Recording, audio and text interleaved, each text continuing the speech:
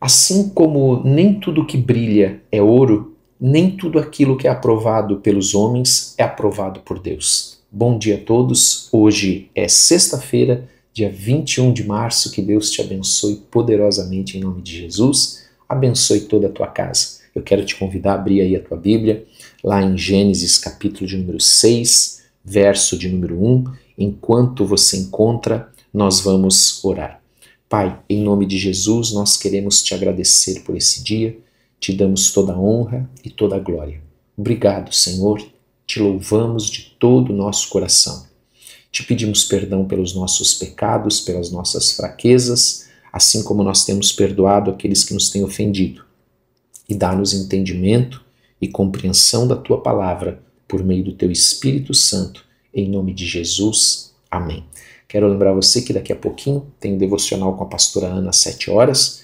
Nós temos também às 21 horas e 30 minutos a oração da noite ao vivo neste canal. E eu quero te pedir para você a gentileza de verificar se você é inscrito e também de dar like se você gostar. Vamos ler então Gênesis capítulo 6, verso de número 1. Tem a epígrafe que diz assim: a corrupção geral do gênero humano. E aconteceu que, como os homens começaram a multiplicar-se sobre a face da terra e lhes nasceram filhas, viram os filhos de Deus que as filhas dos homens eram formosas e tomaram para si mulheres de todas as que escolheram. Então disse o Senhor: não contenderá o meu espírito para sempre com o homem, porque ele também é carne, porém os seus dias serão 120 anos. Havia naqueles dias gigantes na terra, e também depois, quando os filhos de Deus entraram, as filhas dos homens e delas geraram filhos. Estes eram valentes, que houve na antiguidade os varões de fama. Em nome de Jesus. Amém? Nós agora vamos entender um pouquinho esse texto, pedir que o Espírito Santo nos dê a compreensão desta palavra que nós acabamos de ler, porque esse talvez seja um dos textos mais misteriosos da Bíblia. E aqui nós vemos, quando ele fala desta corrupção geral do gênero humano, já logo no início, estamos no capítulo 6 de Gênesis, nós vemos aqui que esta corrupção estava acontecendo, essa corrupção espiritual, ela estava acontecendo pouco antes do dilúvio, que inclusive foi um dos motivos que levou ao dilúvio. Então, os filhos de Deus aqui, possivelmente anjos caídos ou descendentes de Sete. Já vamos falar um pouquinho sobre isso. Eles se misturaram com as filhas dos homens, provavelmente as descendentes de Caim, gerando uma sociedade violenta e também corrompida. Como resultado disso, Deus ele decidiu limitar os anos da humanidade e mais tarde trazer o dilúvio, que foi o que nós lemos aqui nesse texto. Esse trecho da palavra de Deus, ele descreve um período antes do dilúvio, quando a humanidade ela se afastou completamente de Deus. Há diferentes interpretações para esses dois grupos, os filhos de Deus e os filhos dos homens. Então, alguns entendem que os filhos de Deus, eles são os anjos caídos que foram lançados fora do céu, que tiveram relações com as mulheres humanas, gerando descendentes corrompidos. Isso está baseado lá em Judas, versículo de número 6, porque Judas só tem um capítulo. Depois você pode dar uma olhada. E também com a epístola de Pedro, a segunda epístola de Pedro, o capítulo 2, o verso de número 4. E esses filhos de Deus seriam os descendentes de Sete. Nós já falamos sobre os descendentes de Sete e os descendentes de Caim. Então os descendentes de Sete seriam a linhagem piedosa, vamos dizer assim, que se misturou com a descendência de Caim, aquela linhagem ímpia. E o resultado disso foi uma humanidade cada vez mais corrompida. Essas são as duas interpretações principais ou teorias, nós podemos também dizer assim, sobre esses filhos, quem são os filhos de Deus e os filhos dos homens. Mas independente da interpretação, O foco aqui nesse texto não é simplesmente essa narrativa misteriosa, sobrenatural, mas o que ela simboliza, o que ela representa.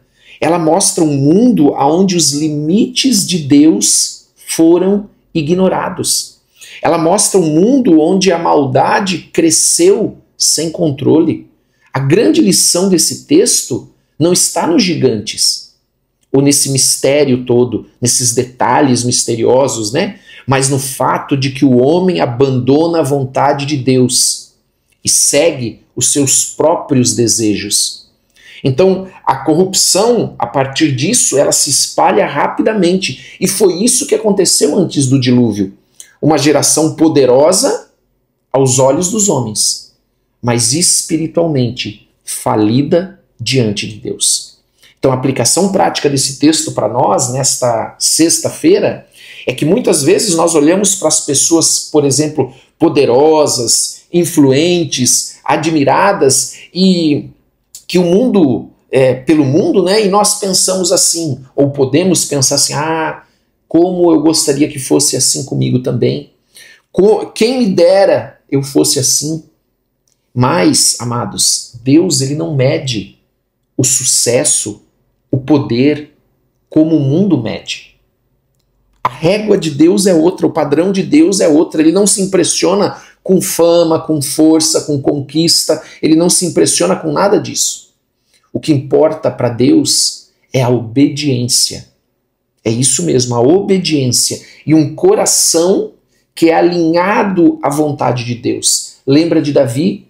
Deus diz, encontrei um homem segundo o meu coração. Ele tinha irmãos mais velhos, maiores, guerreiros mais fortes, que o próprio profeta Samuel, quando foi ungir Davi, antes de ungir Davi, ele achou que os irmãos mais velhos de Davi, um deles seria o rei de Israel. Mas Deus disse, eu não olho como o homem vê, ou eu não vejo como o homem vê, mas eu vejo o coração. E eu encontrei um homem segundo o meu coração, e esse homem era Davi, um jovenzinho. Então, nesse dia, amados, antes de nós iniciarmos, nós devemos escolher agradar. Quem nós queremos agradar? A Deus ou aos homens? Então, nesse dia, nós devemos tomar uma decisão. Eu quero escolher agradar a Deus e não aos homens. Eu quero não uma posição social, não dinheiro, não força física, que determina a grandeza aos olhos dos homens, mas eu quero ter um coração fiel ao Senhor. O que eu quero nesse dia é fidelidade. Eu quero entregar minha vida para Deus.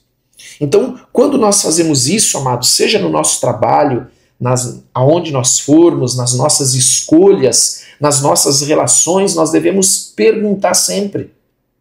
Nós devemos pensar da seguinte maneira: hoje o que eu estou construindo é algo para Deus ou para mim? É algo que Deus aprova ou Deus reprova? O mundo ele pode até chamar alguns de gigantes, de maiores, mas diante de Deus, gigante mesmo é aquele que vive para agradá-lo. Então nesse dia nós precisamos pensar o verdadeiro gigante, o verdadeiro homem de Deus, não é aquele que o mundo exalta, mas é aquele que caminha com Deus, mesmo quando todos escolhem seguir o seu próprio caminho. Então aqui nós aprendemos nesse texto hoje, amados, a diferença de como o mundo vê e de como Deus vê. Nós vemos nesse texto a importância das nossas escolhas, das decisões que nós tomamos. Por isso nós devemos pedir, Senhor, me ajuda a viver de forma a te agradar. Para que eu não me impressione com o mundo, não me impressione com aquilo que o mundo valoriza, mas eu busque ser fiel ao Senhor em cada passo que eu der. Peça discernimento a Deus para fazer escolhas que vão honrar a Deus. Amém? E peça força para permanecer firme, para não se desviar, mesmo quando tudo ao teu redor parece que está seguindo outro caminho. Amém? Quero orar com você, em nome de Jesus. Vamos orar nessa manhã. Pai, em nome de Jesus Cristo, ajuda-nos, Senhor. Ajuda-nos nesta manhã Nós queremos colocar as nossas vidas nas tuas mãos. Ajuda-nos a viver de uma forma ou de forma a te agradar, obedecendo a tua palavra, andando no teu caminho, fazendo a tua vontade. Não nos deixes, Senhor, sermos enganados, ficarmos impressionados com o que o mundo valoriza. Ajuda-nos neste dia a fazer a tua vontade, em nome de Jesus, mesmo quando tudo ao nosso redor parece estar seguindo em outro caminho. Em nome de Jesus. E eu peço que o Senhor abençoe cada um que está aqui, cada família aqui representada, com toda sorte de bênçãos, com proteção, com saúde, com paz, com alegria, com amor, em nome de Jesus. Apresentamos todos os nossos planos e projetos nas tuas mãos, em nome de Jesus Cristo. Amém e amém. Glória a Deus. Que Deus te abençoe, tenha um ótimo dia. Não esqueça de compartilhar com quem você ama e também de colocar nos comentários o teu pedido de oração. Nós oramos por todos, todos os dias. Tenha um bom dia em nome de Jesus.